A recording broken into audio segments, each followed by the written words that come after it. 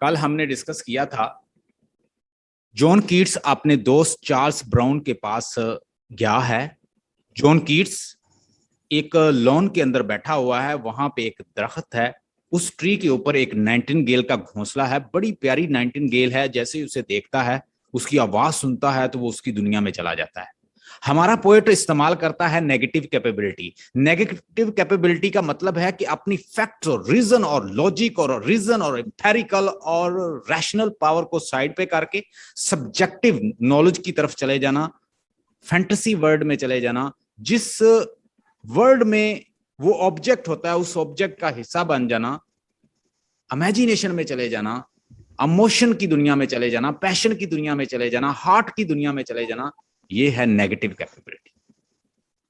जब आप अपने आप से ईगो निकाल दो, अपनी आइडेंटिटी निकाल दो, अपनी रीजन को निकाल दो, लॉजिक को निकाल दो, रैशनल पावर को साइड पे करके सब्जेक्टिव वे से, दिल से, हार्ट से पोएट्री करते हो, तो उसको कहते हैं नेगेटिव कैपेबिलिटी। अपनी आप को निगेट करके उस ऑब्जेक्ट को सामने रखना जिसके ऊपर लिख रहे हो, और उसी की दुनिया में चले जाना, नेगेटिव कैपेबिलिटी। सेवरल वे से आप इसको डिफाइन कर सकती हैं कि एक तो अपनी लॉजिक, रीजन और फैक्ट को पीछे करना, और अगर आपके अंदर ये एबिलिटी है तो you are very intelligent and intellectual poet according to the John Keats. और ये एबिलिटी हर बंदे में नहीं होती, क्योंकि जो पोएट्री करता है तो वो अपनी चीजें जरूर उसके अंदर इन्फ्यूज कर देता है, अपनी फैक्ट को, लॉजिक को, रीजन को, साइंटिफिक नॉलेज को, ऑब्जेक्टिविटी को। लेकिन रोमांटिक पोएट्स हमेशा अपने माइंड में न्यू क्लासिकल को रखते थे, जॉनसन को, ड्राइडन को और पॉप को। They were a poet, they were writing about objectivity, but poetry is totally about subjectivity. Romantic poet says that we believe in the holiness of the heart. Whatever comes in heart, it has value. Flower nightingale looks beautiful where it is staying. Don't apply your fact, reason and logic on it, because you are talking about imagination, and there is no boundary of imagination and subjectivity. It goes wherever you want. Imagination always travel like stream of consciousness, here, there, wherever you want. Talk about the Wordsworth say, poetry is spontaneous overflow of powerful feelings, and it comes like rivers, like streams. So if your poetry is just like leaves to the trees, it's very useful, it's very productive, it is good. I believe in the holiness of heart. Whatever comes in heart, emotion, passion, feeling, imagination, it is a useful and subjective value. They value subjectivity rather than objectivity. Subjective और objective thought में क्या फर्क होता है? Subjective thought जो आपके मन में आ रहा है, आप लिख रहे हैं, फैक्ट, फिगर, रीजन, लॉजिक को पीछे कर देते हैं। Poetry is an art. Poetry is for pleasures. Poetry is for enjoyment, and it is an industry of entertainment rather than logic, reason, and science and objectivity. Hope you got the point. Yes, sir. यहाँ पे वो 5वें stanza के अंदर कहता है, I think ये 5वां नहीं है। Yes, sir. 5वां शुरू करना है। ये है आई थिंक। कल हमने I cannot see what flowers are at. Yes, यहां से हमने स्टार्ट करना है। जॉन कीट्स जंगल में मौजूद है, और जॉन कीट्स जंगल के अंदर एक्सपीरियंस कर रहा है अपने पांवों के नीचे डिफरेंट चीजों को, और जिन चीजों को वो एक्सपीरियंस कर रहा है, देख रहा है, वो आपको बता रहा है कि यहाँ पे डिफरेंट किस्म की बॉग्स हैं, ब्रांचेस हैं, ट्रीज हैं, सीजनेबल मंथ्स की डिफरेंट सौगात हैं, प्रोडक्ट्स हैं, और यहाँ पे एग्लेंटाइन्स, एक पेस्टोरल फ्लावर है, हाथॉर्न है, वॉयलेट्स कवर्ड लीव का एक दरख्त है, एक यहाँ पे फ्लावर है। सो यहाँ पे ये सारी मिड मे की प्रोडक्ट्स हैं, सारी उसकी सौगात हैं, और ये सारी मस्क रोज भी यहाँ पे मौजूद है। ये एक स्पीशीज है फ्लावर की, रोज की। ये रोज फ्लावर्स जो है, इसके इर्द गिर्द बहुत सारी बीज बैठी हुई हैं, कलेक्ट होती हैं, यहाँ पे आके इकट्ठी होती हैं, जो सारी भी यहाँ पे मौजूद हैं। ये अपने स्टैंजा के अंदर बताता है। Let's see, I cannot see what flowers are at my feet, nor what soft incense hangs upon the box, but in the embalmed darkness, guess each sweet. Embalmed incense hangs, bogs, branches, trees. So wherewith the seasonable month endures, ये seasonable month ने दिया है, सब कुछ अता किया है. The grass, the thicket, and the fruit tree, white hawthorns, ये भी एक जंगली फ्लावर है. पेस्टोरल्स, पेस्टोरल का मतलब होता है पेस्टोरल विल्जियर, जंगली, जंगल का. एग्लेंटाइन एक फ्लावर होता है बड़ा प्यारा. उसके बाद कहता है fast fading violet covered in leaves. And the mid May का मतलब 15 मई की बात कर रहा है. ये सारी प्रोडक्ट किसकी हैं? 15 मई तक ये सीजन चल रहा है. जॉन कीट्स ने उसको जज कर लिया है. The coming musk rose full of the dewy wines, the murmurous haunt of the flies. अब यहाँ पे एक मर्मरस उसने एक वर्ड यूज किया. ये क्या है? हॉन्ट. जो चीज हमारी सेंस ऑफ हियरिंग को अपील करती है उसे क्या कहते हैं? Murmurous. क्या कहते हैं उसको? ओनोमेटोपिया. यानी ऐसी चीज, ऐसा वर्ड जो हमारी सेंस ऑफ हियरिंग को अपील करे उसे हम कहते हैं ओनोमेटोपिक वर्ड्स, ओनोमेटोपिया. या किसी ऑब्जेक्ट की उसकी नेचुरल वॉइस, विस्लिंग, मर्मरिंग, ठीक है, किसी का मिनमनाना, म्यू म्यू करना, जैसे कैट का, डॉग का बार्किंग, घोड़ों का, गधों का बोलना, उनकी जो अपनी आवाज है उसे कहते हैं ओनोमेटोपिक साउंड. तो उस पोएट ने यहाँ पे ओनोमेटोपिया यूज किया है, इमेजेस यूज की हैं, साइट की हैं, हियरिंग की है, और क्या किया है? फ्लावर्स, स्मेल की है. तो इस तरह की वो इन चीजों को, इसे कहते हैं सेंशुअसनेस. क्या कहते हैं? जो हमारी सेंसेस को, पेंटा सेंस को अपील करता है उसको हम कहते हैं सेंशुअसनेस. ये है इस पोएट्री के अंदर. So let's see. I cannot see what flowers are at my feet. मैं ये नहीं देख, चूंकि मैं जंगल में हूं, वो कहता है I cannot see what flowers at my feet. रात का समा है, जॉन कीट्स जंगल के अंदर है, मतलब इमेजिनेशन में गया हुआ है. तो वो कहता है मैं महसूस कर सकता हूं अपने पाँव के साथ, फील करना. कैनेस्थेटिक, उसको क्या फीलिंग कहते हैं? कैनेस्थेटिक फीलिंग, जो मसल के अंदर होती है. मतलब कोई चीज कितनी सॉफ्ट है, कोई हार्ड है, मैं टच करके बता सकता हूँ इसकी ये कैसी हार्ड है, सॉफ्ट है, तो मैं टच करके उसे बता सकता हूँ. तो इसे कहते हैं कैनेस्थेटिक फीलिंग ऑफ टच.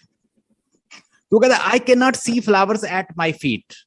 मैं नीचे देख नहीं सकता कि मेरे पाँव के नीचे कौन से फ्लावर्स हैं, मतलब फ्लावर हैं, पता नहीं कौन से दिखाई नहीं दे रहे.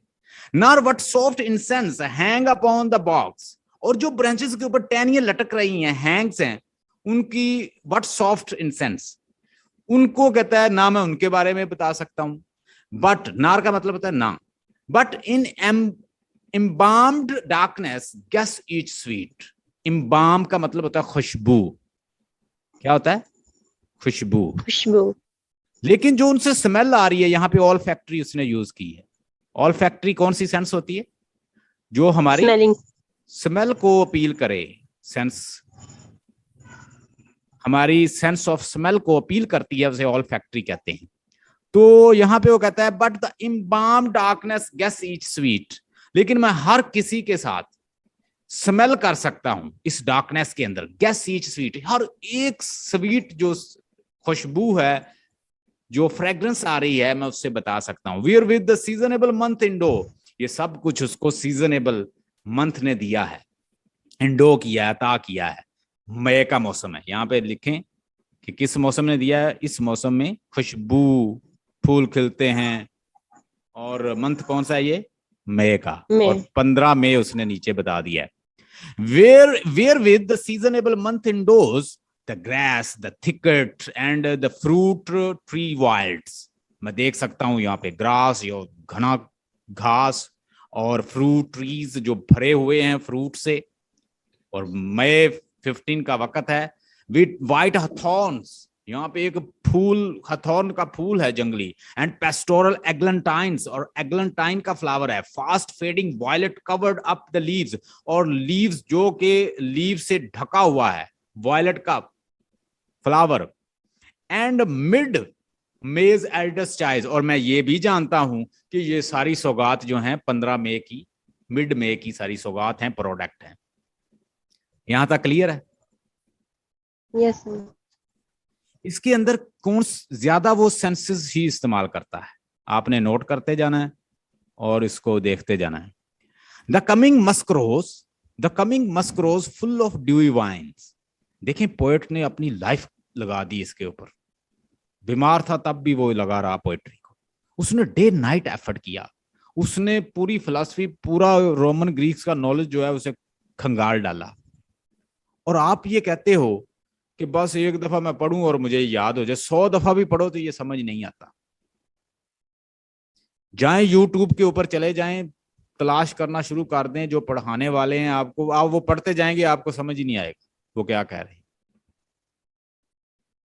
100 दफा भी उनको सुने, क्योंकि उनके खुद के कॉन्सेप्ट क्लियर नहीं होते, इसलिए वो अपने स्टूडेंट को नहीं समझा सकते। जब तक जॉन कीट्स की फिलॉसफी को आप नहीं समझते, उसकी समझ ही नहीं आती। हेलेनिज्म से वो मुतासर था, आर्ट को परमानेंट रियलिटी मानता है, ब्यूटी और ट्रुथ को वो इटर्नल ट्रुथ को मानता है, उसे अपना गॉड समझता है।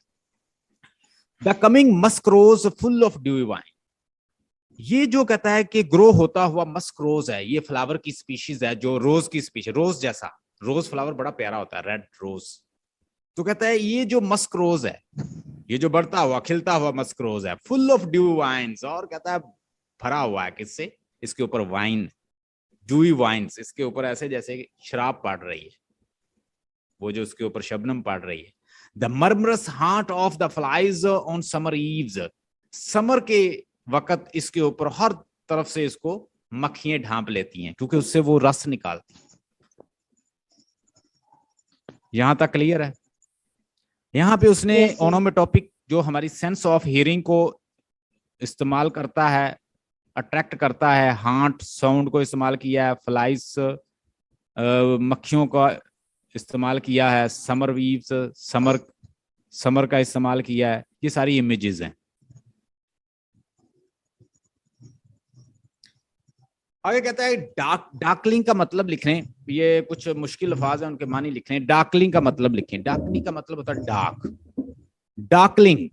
I listens, and for many a times I've been half in love with the easeful death, called him soft names in many mused rhymed, to take into the air my quiet breath, no more than ever seem it rich to die, to seize का मतलब होता है किसी को रोकना, to seize upon the midnight with no pain, while thou art pouring forth thy soul abroad in such an ecstasy. ecstasy का मतलब होता है कि ट्रांसपोर्ट हो जाना एक जगह से दूसरी जगह, वजद में चले जाना। उसमें जाके जब कोई डिस्कशन करते हैं, एक दुनिया से ट्रांसपोर्ट होके दूसरी, जब बॉडी जो है, बॉडी से रूह एक साइड पे होके वजद में चली जाती है, उसको एक्सटेसी कहते हैं। बाजुकात होते हैं ना, लोग ऐसे झूम रहे होते हैं तो वो एक्सटेसी में होते हैं, वजद में।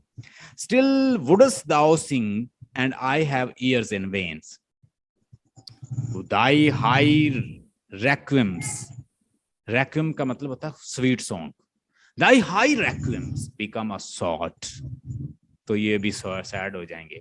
जॉन कीट्स कहता है कि मैं सुन सकता हूं इस अंधेरे में, मैं अक्सर कहता है काफी दफा मैंने मौत को सुना है, क्योंकि बीमार है ब्रदर, मदर, फादर, सारे, आप भी बीमार, टीबी का इलाज नहीं था उस वक्त, ट्यूबरकुलोसिस का। मैं काफी दफा मौत के बहुत करीब रहा हूं और मुझे बड़ी अच्छी भी लगी मौत, और मैंने बहुत सारी राइम्स भी मौत के ऊपर लिख दी, मैनी टाइम म्यूज्ड राइम्स, उसके ऊपर मैंने राइम्स, पोएट्री भी लिख दी। To take into the air my quiet, के आसानी राम से आए और बड़े प्यार से मेरी ब्रीथ को ले जाए, मेरी जिंदगी को ले जाए। No more than ever seem it rich to die, कहता है अक्सर ऐसा भी लगता है कि मरना जो है वो बहुत अच्छा है, मौत अच्छी है। To cease upon the midnight with no pain, to cease upon के रुक जाना, midnight with no pain, अक्सर कहता है यूं होता है कि मिड नाइट को मुझे सब कुछ ऐसे लगता है जैसे खत्म हो गया, पेन सॉरी खत्म हो गई है। while thou art pouring for the soul abroad, तुम नाइटिंगेल अपनी ऐसे लगता है जैसे रूह से गा रही हो। देखो, एक बंदा मुंह से पढ़ रहा हो, एक बंदा सोल से गा रहा हो, एक बंदा वैसे पढ़ा रहा हो और एक बिल्कुल रैपो बिल्ड करके स्टूडेंट की रूह के अंदर उतर जाए, स्टूडेंट के साथ कनेक्शन बना ले, कनेक्ट होके पढ़ाए, उसमें बड़ा फर्क है। एक बंदा ऐसे पढ़ा रहा है कि ऊपर से पढ़ा के चला गया पूरी बुक और स्टूडेंट के पल्ले कुछ नहीं पढ़ा। एक टोटली कनेक्ट करके अपने दिल से पढ़ा रहा हो, उसमें बड़ा फर्क है। तो यहाँ पे कहता है वाइल, जबकि Yes. तुम तो अपनी सोल से गा रही हो, ऐसे लगता है कि तुम अपनी सोल से, दिल से गा रही हो। वो वैल्यू किसको देता है? जो चीज सोल से निकलती है, जो इमोशन से निकलती है, जो पैशन से निकलती है, जो इमेजिनेशन से निकलती है, रीजन को नहीं। इन सच एन एक्सटेसी, ऐसे कि जैसे तुम वजद में आकर ट्रांसपोर्ट होके फुल्ली अपनी सोल से गा रही हो और मेरे दिल में उतरती जा रही है बात, स्वीट साउंड आ रही है। कहता है कि तुम दिल से गा रही हो, अपना गला फाड़ फाड़ के दिल से गा रही हो। स्टिल वुडस्ट दाउ सिंग, स्टिल तुम, कहता है तब भी गाओगी, and I have ears and veins, जब मैं इस दुनिया से चला जाऊंगा। टू दाई हाई रैक्यूम्स, और तुम्हारे ये स्वीट सॉन्ग फिर किस में बदल जाएंगे? बिकम अ सैड, तो ये तुम्हारे इतने ब्यूटीफुल सॉन्ग सैड, दुदासी में बदल जाएंगे।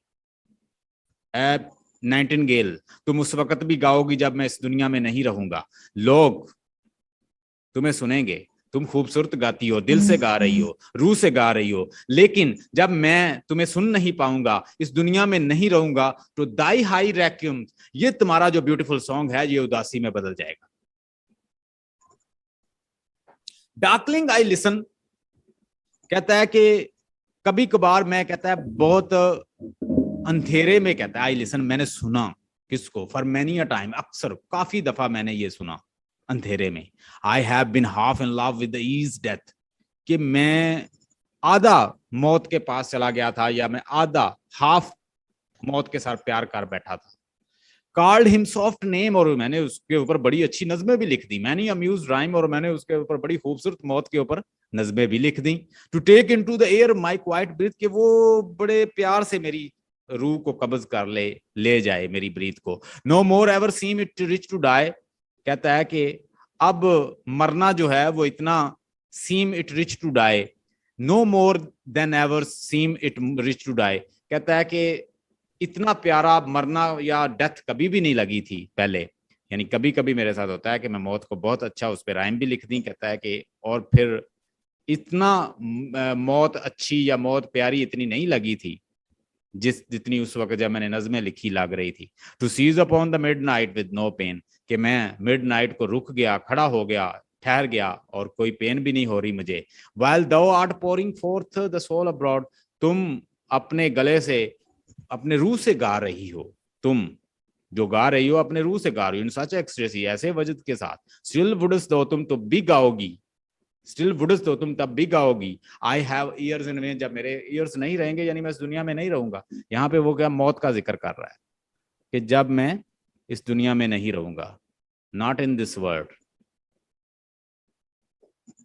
नॉट इन वर्ल्ड, जब मैं इस दुनिया में नहीं रहूंगा, लेकिन तुम्हारा सॉन्ग जो है, देन दाई रैक्यूम्स बिकम सैड, तो तुम्हारा ये स्वीट सॉन्ग भी सैड हो जाएगा। जॉन कीट्स, होप के जॉन कीट्स आपको अच्छा लग रहा हो। जॉन कीट्स को लोग इसलिए नहीं पढ़ते कि थोड़ा सा डिफिकल्ट पोएट है, सेंसेस को अपील करता है, इमेजेस यूज करते हैं, रोमांटिक पोएट, तो मुश्किल हो जाते हैं थोड़े से।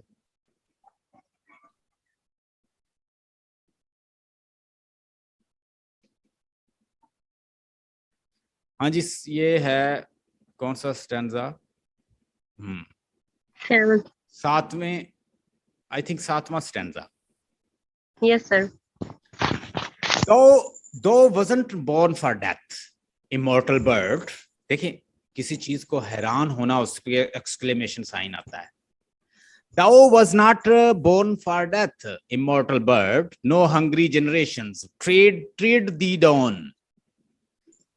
कोई भी जालम जनरेशन, कोई भी हंग्री जनरेशन, कोई भी कत्ल करने वाली जनरेशन, कोई भी तुम्हें खत्म करने वाला तुम्हें खत्म नहीं कर सकेगा, क्योंकि तुम इमॉर्टल. तुम्हारे सॉन्ग उस वक्त भी सुने जाते थे जब एंशिएंट ग्रीक मौजूद थे, और आज भी सुने जा रहे हैं. इसका मतलब है तुम्हारी जो आवाज है वो इमॉर्टल है. परिंदा तो मर जाएगा, लेकिन उसकी आवाज नेचर ने अपने अंदर रखी हुई है, एंशिएंट ग्रीक से चल रही है, उससे पहले जब से दुनिया बनी. The voice I hear this passing night was heard in ancient days by the emperors and clones. Perhaps self same songs were found apart through the sad heart of the Ruth. यहां पे biblical reference है Ruth का. ये क्या है? Biblical reference है. Biblical reference उसने कैसे यूज किया है कि एक रुथ एक औरत थी, उसके हस्बैंड की डेथ हो जाती है और वो ट्रेवल करती है फलस्तीन का. वो फलस्तीन जाती है, वो फलस्तीन जाती है, और वहां पे जो जीसस क्राइस्ट का टोम है उसको देखने के लिए जाती है, और वो ट्रेवल करती है. वो कहता है शायद उस रुथ ने जिसके हस्बैंड की डेथ हो गई थी, और वो कॉर्न फील्ड से और वो मुख्तलिफ फील्ड्स और रास्तों से गुजरती हुई फलस्तीन पहुंची थी. शायद उसने भी तुम्हारा ही सॉन्ग सुना था, जो उसने इतना ट्रेवल किया था, पैदल फलस्तीन पहुंच गई थी. ये उसने रेफरेंस यूज किया. कहता है कि Ruth when sick for homes, जब उसके हस्बैंड की डेथ हो गई थी, she stood in tear amid the alien course, और वो एलियन कॉर्न के फील्ड से सेपरेट एलियन, एक यानी जिन रस्तों को वो जानती नहीं थी, उन रस्तों से गुजरती हुई पैलेस्टाइन पहुंची थी. शायद उसने भी तुम्हारा ही सॉन्ग सुना था. The same that often time hath, और इस तरह मेरे साथ भी कहता है अक्सर ऐसा हुआ है. क्या हुआ पोएट के साथ? Charmed magic casement opening on the forms of perilous seas in a fairy lands forlorn. Forlorn का मतलब होता है तन्हा, अकेले. चार्म्ड मैजिक केसमेंट, ये कहता है कि ये जो केसमेंट है, केसमेंट मीन के वो प्लेसेस हैं, कले हैं. चार्म्ड मैजिक केसमेंट कहता है ये आवाजें कलों से भी आती है, बड़े बड़े कले जो बने हुए हैं वहां से भी आती है. Opening on the forms of the perilous sea, बड़े पुरखतर जो सी के रास्ते हैं उनसे भी. In fairy land forlorn, जैसे कोई फेरी लैंड, तन्हा फेरी लैंड हो, वहां से भी आती है. यही आवाज किसकी? आवाज परिंदे की. देखिएगा, thou was not born for death. ए प्यारे परिंदे नाइटिंगेल, तुम मरने के लिए नहीं बने. इमॉर्टल बर्ड, ए फॉरएवर बर्ड, इमॉर्टल बर्ड, जो कभी फना नहीं होगा, जो कभी खत्म नहीं होगा. तुम मरने के लिए नहीं बने, मौत तुम्हारे लिए नहीं बने, तुम इमॉर्टल हो. तुम्हारे सॉन्ग एंशिएंट ग्रीक सुनते आ रहे हैं, क्लोन, एम्परर, बड़े बड़े बादशाह, और आज भी लोग सुनते हैं. तुम तो इमॉर्टल हो, तुम कभी खत्म नहीं होने वाले. No hungry generation tread the down. तुम्हें कोई जनरेशन, जालम जनरेशन, बड़ी से बड़ी जनरेशन आए, जालम, अच्छी बुरी जनरेशन तुम्हें ट्रेड डाउन नहीं कर सकती, तुम्हें खत्म नहीं कर सकती, तुम्हें डिस्ट्रॉय नहीं कर सकती.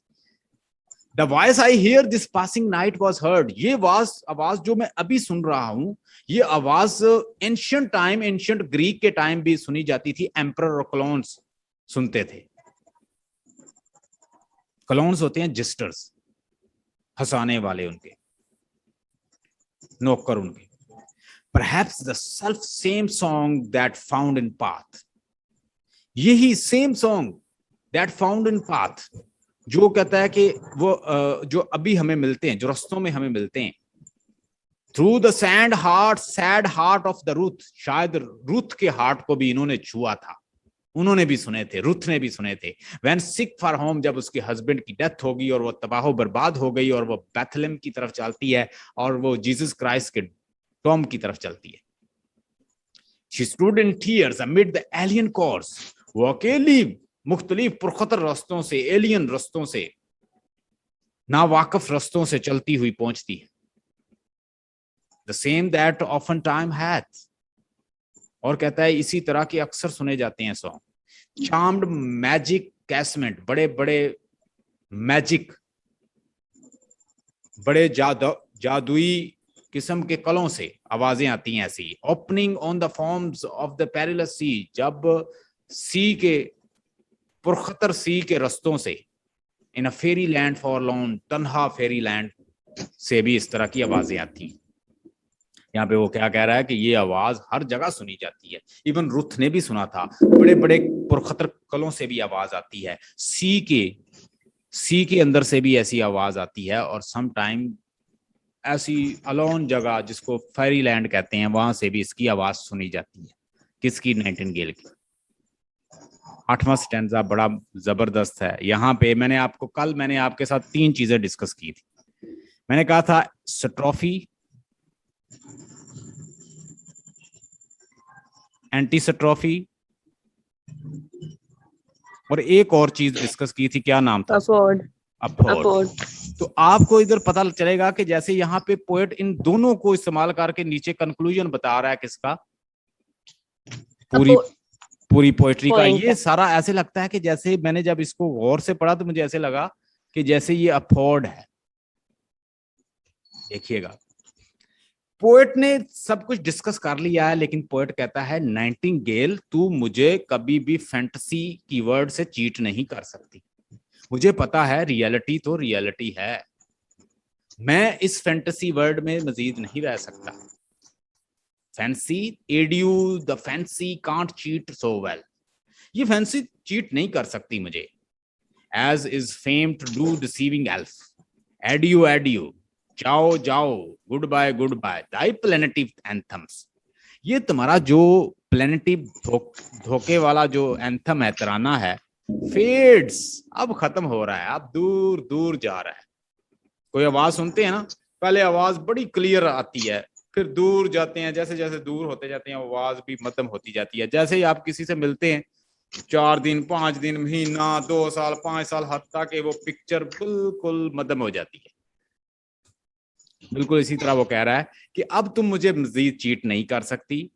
रियलिटी रियलिटी होती है। पोएट जो है फैंटेसी वर्ड से, फैंसी से किसकी तरफ आ रहा है? अब रियलिटी की तरफ। And in next valley glades, was it a visions or waking or dreams? Fled is the music. Do I wake or sleep? तुम्हारा म्यूजिक खत्म हुआ। Do I wake or sleep? क्या मैं जाग रहा था या सो रहा था? पोएट कहां पे आ गया अब? फैंटेसी वर्ड से, इमेजिनेटिव वर्ड से वो कहां पे आ गया अब? पोएट फिर रियलिटी में आ गया। तो ये है अफोर्ड। क्या है? यहाँ पे वो कंक्लूजन देता है अफोर्ड। फॉरलॉन, फॉरलॉन का मतलब होता है वैसे तन्हा। Forlorn the very word is like a bell. Forlorn उदासी में इंसान कहता है फॉरलॉन। फॉरलॉन, ये जो वर्ड्स हैं, ये जो नाइटिंगेल की आवाज है, ये मुझे बेल की तरह सुनाई देती है, जैसे कोई घंटियां बजा रहा है। To toll me back from thee to my sole self, ये मुझे कहता है वापस बुला रहा है मेरे सोल सेल्फ की तरफ, जो रियलिटी है उसकी तरफ। आवाजें, जब वो आवाजें आ रही है ना उसकी, नाइटिंगेल की, तो अब नाइटिंगेल की आवाज उसे बेल की तरह लग रही है। वो कहता है कि ये मुझे वापस बुला रहा है रियलिटी के। Adieu, goodbye. The fancy can't cheat so well, fancy जो है वो एक धोखा है, वो मजीद चीट नहीं कर सकती मुझे। ये जो फैंटेसी वर्ड है, ये जो फैंसी की दुनिया है, ये जो इमेजिनेशन की दुनिया है, ये मुझे मजीद अब बेवकूफ नहीं बना सकती। As she is famed to do deceive elf, और ये तो बनी ही धोखे के लिए। Is fame to do deceiving elf, ये एक डिसीविंग एल्फ है, ये एक धोखा है। Adieu goodbye goodbye, type planet, तुम्हारे धोखे वाले जो है तराने हैं, सॉन्ग हैं, फेड्स अब खत्म हुए। पास द नियर मीडोज, अब मुझे ये चरागाह से आवाजें आ रही हैं। ओवर द स्टिल स्ट्रीम, अब मुझे नदियों से आ रही हैं। अब देखिए वो दूर करता जाएगा उसे। अप द हिल साइड, अब वो हिल साइड से आ रही है। एंड नाउ देखिए कैसे पिक्चर बनाता जा रहा है। And now it's very deep, अब नीचे घाटियों में, deep in the next valley glades, अब गहरी वादियों की घाटियों में से आ रही है। वाज इट अ विजन, क्या ये मेरा विजन था? Or waking a dream, or waking a dream, या जागते हुए मैं कोई ख्वाब देख रहा था? फ्लड इज द म्यूजिक, तुम्हारा म्यूजिक खत्म हुआ। Do I wake a sleep, क्या मैं जाग रहा हूं या सो रहा? Do I wake a sleep, क्या मैं जागता हूं या सोया हुआ हूं? जागा हूं या सोया हूं? वो अपने आप से ही क्वेश्चन करता है। I hope you have learned it. ये आपको चारों समझ आ गए होंगे।